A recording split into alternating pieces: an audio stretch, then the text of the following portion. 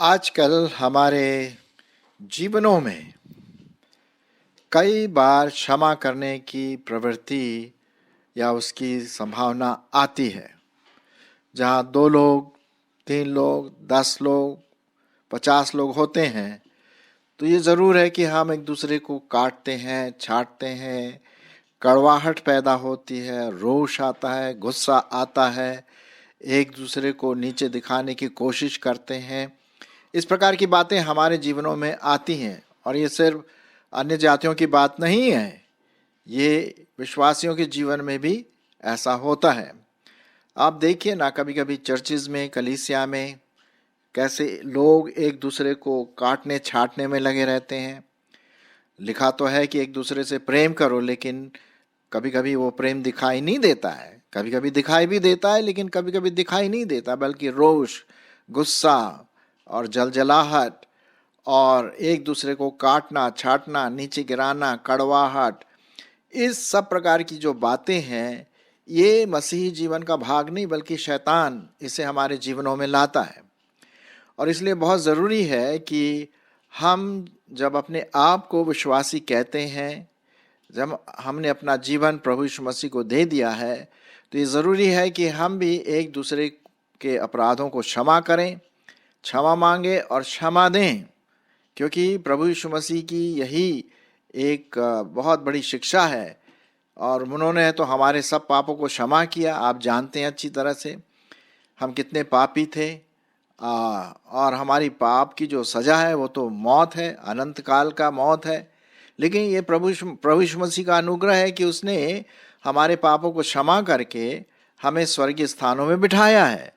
तो हम देखते हैं कि प्रभु परमेश्वर ने यीशु मसीह के द्वारा हमारे पापों को क्षमा किया। और आज मैं इसी के बारे में बात करूंगा कि कितनी बार हम क्षमा करें। कितनी बार? 1 बार, 2 बार, 3 बार, 10 बार, कितनी बार क्षमा करें, ये एक प्रश्न उठता है। चलिए, आपने 1 बार क्षमा कर दिया, फिर वो व्यक्ति दूसरा फिर उसको वही नकारात्मक बातें आपके प्रति करता है या आपको ठोस पहुंचाता है, फिर आपको उसको क्षमा करें। मतलब कितनी बार करना चाहिए, ये एक प्रश्न है जो कभी कभी जैसे बोलते हैं ना कि यार पानी जो है मेरे सिर के नीचे से ऊपर तक आ गया है और अब मैं उसको क्षमा किसी भी रीति से नहीं कर सकता है या क्षमा नहीं कर सकती। नहीं, जब हम परमेश्वर का वचन देखते हैं तो वहाँ पर ये नहीं लिखा है कि कितनी बार करना है, लेकिन जब भी हम क्षमा करें प्रभु के अनुग्रह से करें। चलिए हम इसी बात को देखने के लिए परमेश्वर का वचन देखेंगे और यही प्रश्न जो पूछा गया है कि मैं कितनी बार क्षमा करूं अपने विरोधियों का, या जो मेरे विरोध में काम किया, मुझे ठोस पहुंचाया। और जिस प्रकार से आप देख रहे हैं जो पिक्चर नीचे है आपके सामने, क्षमा करने का, कहाँ 2 भाई या 2 बहनें आपस में मिल के एक दूसरे से क्षमा मांगते हैं। तो चलिए देख लेते हैं परमेश्वर का वचन इसके बारे में क्या कहता है। इसके लिए मैं पढ़ूंगा मत्ती उसका 18वां अध्याय और उसका 31 से 35 पद। यहाँ पर हम वही क्षमा करने वाली प्रवृत्ति के बारे में देखते हैं और पूछा गया है कि मैं अपने अपराधियों को कितनी बार क्षमा करूं। तो प्रभु यीशु मसीह क्या कहते हैं जरा सुन लेते हैं। पाया जाता है मत्ती उसका 18 अध्याय और उसका 21 से 35। यहाँ पर लिखा हुआ है, तब पतरस ने पास आकर उससे कहा, हे प्रभु, यदि मेरा भाई अपराध करता रहे तो मैं कितनी बार उसे क्षमा करूं? क्या 7 बार तक? यीशु ने उससे कहा, मैं तुझसे ये नहीं कहता कि 7 बार, वरन 7 बार के 70 गुने तक। इसलिए स्वर्ग का राज उस राजा के समान है जिसने अपने दासों से लेखा लेना चाहा। जब वह लेखा लेने लगा तो एक जन उसके सामने लाया गया जो 10,000 तोड़े का कर्जदार था। जबकि चुकाने को उसके पास कुछ न था, तो उसके स्वामी ने कहा कि ये और उसकी पत्नी और बाल बच्चे और जो कुछ इसका है सब बेचा जाए और वह कर्ज चुका दिया जाए।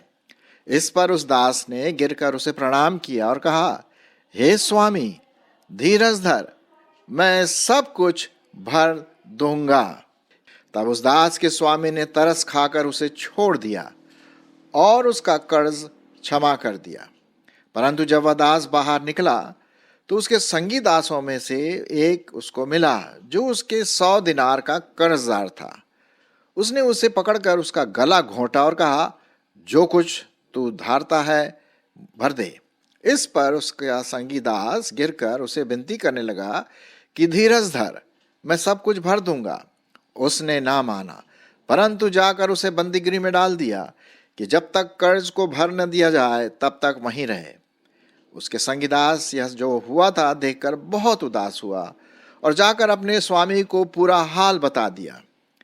तब उसके स्वामी ने उसको बुलाकर उससे कहा, हे दुष्ट दास, तूने जो मुझसे विनती की तो मैंने तेरा पूरा कर्ज क्षमा कर दिया। इसलिए जैसा मैंने तुझ पर दया की वैसा ही क्या तुझे भी अपने संगी दास पर दया नहीं करना चाहिए था? और उसके स्वामी ने क्रोध में आकर उसे दंड देने वालों के हाथ में सौंप दिया कि जब तक वह सब कर्जा भर न दे तब तक उनके हाथ में रहे। इसी प्रकार यदि तुम में से हर एक अपने भाई को मन से क्षमा ना करेगा तो मेरा पिता जो स्वर्ग में है तुमसे भी वैसा ही करेगा। ये बहुत जबरदस्त यहाँ पर हम देखते हैं परमेश्वर के वचन में कि किस प्रकार से प्रभु यीशु मसीह ने दृष्टांत कहा कि क्षमा करना कितना बड़ा काम है, और जैसे दूसरों ने हमें क्षमा किया और हमें वैसे कितना दूसरों को भी क्षमा करना चाहिए। देखिए, बिना क्षमा किए हम अपने जीवन में आगे नहीं बढ़ सकते। एक बार प्रभु यीशु मसीह ने कहा, शायद आपको याद होगा, कि जब वो बलिदान देने मंदिर पे जा रहा था तो उस वहाँ पर लिखा हुआ है कि यदि तेरे भाई के प्रति कुछ मन में है तो पहले तो जो भेंट जो बलिदान के रूप में तू देना मांगता है वहीं रख और जा करके अपने भाई से अपराध वगैरह क्षमा वगैरह मांग ले, और जब क्षमा जब कुछ मिल जाए तो फिर तब तू आकर के भेंट चढ़ाना। तो कहने का मतलब ये है कि क्षमा करना और क्षमा मांगना दोनों बहुत अत्यंत आवश्यक है। क्षमा मांगना भी चाहिए और क्षमा करना भी चाहिए। अब आप सोचिए, एक बहुत सोचने वाली बात यह है कि प्रभु यीशु मसीह ने हमारे पापों को क्षमा कर दिया। कितनी बार क्षमा करता? 1 बार, 2 बार, 10 बार? अब प्रभु यीशु मसीह ने कहा 7 के 70 गुना। 7 का 70 गुना तो समझ लिए 490। 490 का मतलब है 490 का मतलब है कि बहुत बार, इसका कोई गिनती नहीं हम कर सकते हैं। उसी प्रकार से प्रभु यीशु मसीह ने ये भी कहा कि जैसे मैंने तुम्हें क्षमा किया वैसे ही तुम भी एक दूसरे को क्षमा करो। इसी से संबंधित मैं एक और पद आपके सामने पढ़ना मांगता हूँ। बहुत साफ रीति से यहाँ पर लिखा गया है और पाया जाता है इफिसियों की पत्री उसका 4 अध्याय, इफिसियों की पत्री 4 अध्याय और उसका 30 से 32 पद। इफिसियों 4 अध्याय 30 से 32 पद। परमेश्वर के पवित्र आत्मा को शोकित मत करो जिससे तुम पर छुटकारे के दिन के लिए छाप दी गई है। सब प्रकार की कड़वाहट और प्रकोप और क्रोध और कलह और निंदा सब बैर भाव समेत तुमसे दूर की जाए। एक दूसरे पर कृपालु और करुणामय हो, और जैसे परमेश्वर ने मसीह में तुम्हारे अपराध क्षमा किए वैसे ही तुम भी एक दूसरे के अपराध को क्षमा करो। ये है परमेश्वर का वचन। इसी से संबंधित एक और भाग में पढ़ना मांगता, इफिसियों उसका 1:13 से 14। इफिसियों 1:13 से 14, वहाँ पर भी हम कुछ इसी से संबंधित बात पढ़ते हैं। यहाँ पर लिखा हुआ है, और उसी में तुम पर भी जब तुमने सत्य का वचन सुना जो तुम्हारे उद्धार का सुसमाचार है, और जिस प्रकार तुमने विश्वास किया प्रतिज्ञा किए हुए पवित्र आत्मा की छाप लगी, वह उसके मोल लिए हुओं के छुटकारे के लिए हमारे विरासत का बयाना है कि उसकी महिमा की स्तुति हो। इस कारण मैं भी उस विश्वास जो तुम लोगों में प्रभु यीशु मसीह पर है सब पवित्र लोगों के प्रति प्रेम का समाचार सुनता हूँ। तो यहाँ पर हम देखते हैं कि जब हमने प्रभु यीशु मसीह पर विश्वास किया तो पवित्र आत्मा की छाप हमारे जीवनों में लग गई। और पवित्र आत्मा जैसा छाप हमारे जीवनों में लगा है, तो क्या ये बिल्कुल स्वाभाविक नहीं है कि जैसे प्रभु परमेश्वर ने हमारे पापों को क्षमा किया, वैसे ही हम भी दूसरे के पापों को क्षमा करें, दूसरे के अपराधों को क्षमा करें। अब आप सोच लीजिए, अगर प्रभु यीशु मसीह हमारे अपराधों को क्षमा नहीं करता तो हम मरने के बाद कहाँ जाते? सोचिए, नरक की आग में, जहाँ का आग नहीं बुझता और जहाँ का कीड़ा नहीं मरता, हमेशा हमेशा हम वहाँ रहते। ये तो हम देखते हैं प्रभु यीशु मसीह का अनुग्रह है कि उसने हमारे पापों को अपने बलिदान के द्वारा क्षमा कर दिया, निकाल दिया, माफ कर दिया। हाँ, तो कितना ही हाँ, जब दूसरे लोग हमारे विरोध में अपराध करते हैं, गाली गलौज देते हैं या उल्टी सीधी बात कहते हैं, गॉसिप करते हैं, क्रोध होता है, रोष होता है, जो भी है, तो क्या हमें नहीं करना चाहिए? अरे ये तो छोटी सी चीज है उस तुलना में जिसमें प्रभु यीशु मसीह ने हमें आग में से निकाला है। तो यहाँ पर हम देखते हैं मेरे प्रिय भाई बहनों कि जिस प्रकार परमेश्वर ने हमें इतनी जबरदस्त क्षमा प्रदान किया है, और वो भी एक बार नहीं, कई बार वो हमारे क्षमा करता है। आप जरूरी नहीं कि जब हम प्रभु यीशु मसीह पर विश्वास करते हैं तो हम फिर पाप नहीं करते हैं, गिरते हैं। मैं कई बार पाप में गिरा, मुझे पता है, और शायद आप भी गिरे होंगे कभी ना कभी, महीने में, साल में, या जैसे भी हम फिसल जाते हैं अपने शारीरिक जीवन में। पुराना मनुष्यत्व जो है आ जाता है, लेकिन प्रभु क्या करता है?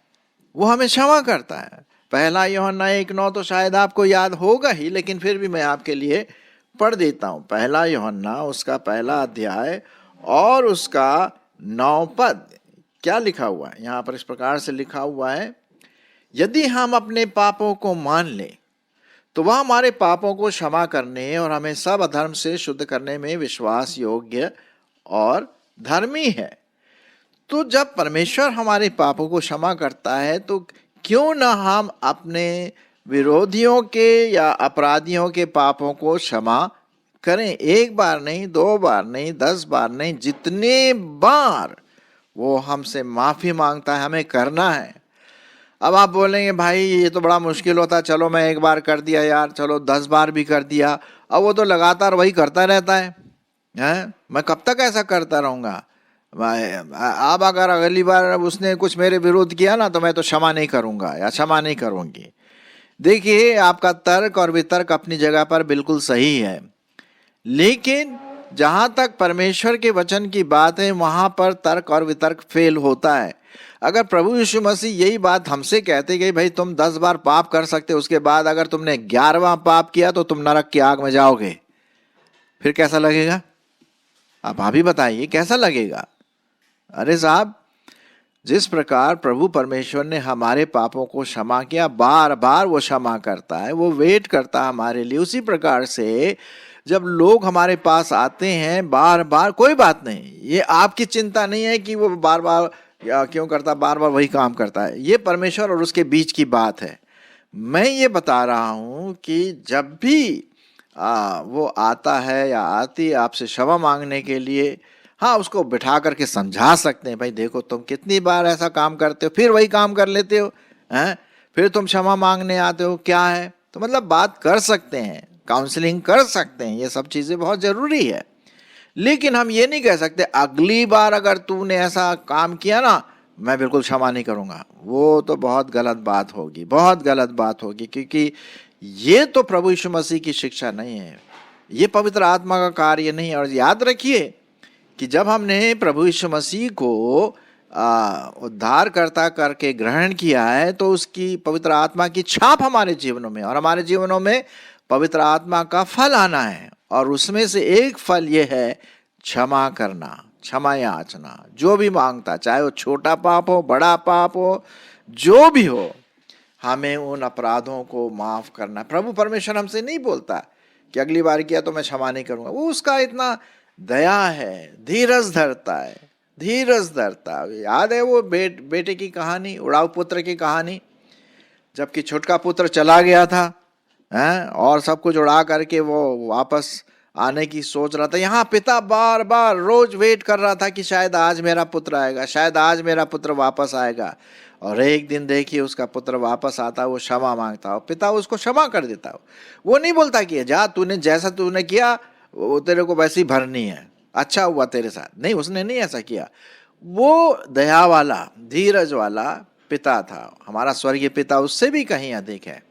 तो जब वो हमारे यहाँ अपराधों को क्षमा करता है, तो क्या ये बिल्कुल जरूरी नहीं कि हम भी अपने अपराधियों को एक बार नहीं, 10 बार नहीं, 100 बार नहीं, 1000 बार नहीं, जितनी बार हम क्षमा करें। लेकिन हाँ, जब बार बार ऐसी होती है तो आप बात कर सकते हैं, काउंसलिंग कर सकते हैं कि भाई देखो आपने ये आदत बना ली है, क्षमा करने का मतलब क्या है। मैं तो क्षमा कर देता हूँ, लेकिन क्या ये अच्छी बात है? आप उसके साथ प्रार्थना करिए, काउंसलिंग करिए, देखिए किस प्रकार से परमेश्वर की आत्मा काम करेगा। तो अब प्रश्न ये उठता है, जैसे कि हमारा आज का जो शीर्षक है, भाई मैं कितनी बार क्षमा करूं? तो उसका उत्तर है जितनी बार हो सके, जितनी बार हो सके, और क्षमा करके आप एक दूसरे से मिलें। मेरे साथ भी कभी कभी ऐसी बातें होती हैं, और फिर ये बातें मेरे जीवन में बिल्कुल प्रायोगिक रूप में है, प्रैक्टिकल रूप में है कि मैं उसे क्षमा करूं। तो हम देखते हैं यहाँ पर, जैसे पतरस ने पूछा ये बात अपने गुरु से अर्थात प्रभु यीशु मसीह से कि कितनी बार मैं क्षमा करूं। तो ये यहाँ पर लिखा हुआ है, जो मैंने आपके पास, जो आपके लिए मैंने पढ़ा, जो पाया जाता है मत्ती उसका 18वां अध्याय, वो पाया जाता है 21 पद में है। तब पतरस ने पास आकर उससे पूछा, बड़ा अच्छा प्रश्न पूछा, और अच्छा है कि वो प्रश्न पूछा, ताकि आज हमारे लिए और आपके लिए भी ये एक संदेश है, ये उपदेश है। तब पतरस ने पास आकर उससे कहा, हे प्रभु, यदि मेरा भाई अपराध करता रहे, ये नहीं कि एक बार किया, करता रहे, कंटिन्यू करता रहे, तो मैं कितनी बार उसे क्षमा करूं? क्या 7 बार तक? उसके बाद अगर वो करेगा अपराध तो क्या उसे क्षमा नहीं करूं? 23वें पद में लिखा हुआ, इसलिए यहाँ लिखा हुआ है 22वें पद में, यीशु ने उससे कहा, मैं तुझसे ये नहीं कहता कि 7 बार, वरन 7 बार के 70 गुने तक। कहने का मतलब ये नहीं कि आप 70 गुने के बाद फिर आप छोड़ दें, नहीं। कहने का मतलब ये है कि भाई जितनी बार वो माफ़ी मांगता है, क्षमा मांगता है आपसे कि भाई मैंने गलत किया, गलत बात बोली, द्वेष किया, कानाफूसी की, जो भी है, तो आपको क्षमा करना है। भाई मसीही जीवन तो यही है ना, क्षमा करने वाला जीवन। हाँ, तो अगर आपके जीवन में आज आप देखते हैं कि कोई ऐसा भाई बहन, अंकल आंटी, पास्टर, लीडर, जो भी आपके मन में ऐसा दिखता है कि यार उसके प्रति कुछ ऐसी भावना है, आपने उसके प्रति कुछ गलत काम किया या उसने आपके प्रति कोई गलत काम किया, मिल जाइए दोनों और बातचीत करके एक दूसरे को क्या करें, क्षमा करें, है ना। और जैसे कि आप जानते हैं, जब प्रभु यीशु मसीह की जो दुआ है, प्रार्थना, उसमें क्या लिखा हुआ है? हे हमारे पिता तू जो स्वर में है, तेरा नाम पवित्र माना जाए, तेरा राज्य आवे, तेरी इच्छा जैसे स्वर में पूरी होती है वैसे पृथ्वी पर पूरी हो। दिन भर की रोटी आज हमें दे, जिस प्रकार हमने अपने अपराधियों को क्षमा किया है। क्या आप अपने अपराधियों को क्षमा किया है? तभी आप ये प्रभु की प्रार्थना कर सकते हैं, जिस प्रकार हमने अपने अपराधियों को क्षमा किया है वैसे ही तू भी हमारे अपराधों को क्षमा कर। देखिए, आप बिना क्षमा दिए ये प्रार्थना, प्रभु की प्रार्थना नहीं कर सकते, वो झूठी होगी। और अगर हम झूठ करके ऐसी प्रार्थना करें, जबरदस्ती रिपीट करें बिना मतलब के, तो हम पाप कर रहे हैं, झूठ बोल रहे हैं, है ना। तब तो हमें परमेश्वर से क्षमा मांगनी चाहिए इस झूठी प्रार्थना के लिए। सो मेरे प्रियो, आइए, जो मसीह की जो केंद्र एक शिक्षा है वो है क्षमा करना। जैसे परमेश्वर ने हमारे पापों को क्षमा किया अपने पुत्र के द्वारा, उसी प्रकार हम भी एक दूसरे को क्षमा करते रहे। यही मसीह जीवन की एक सीख है, एक प्रिंसिपल है, एक सिद्धांत है। आमीन।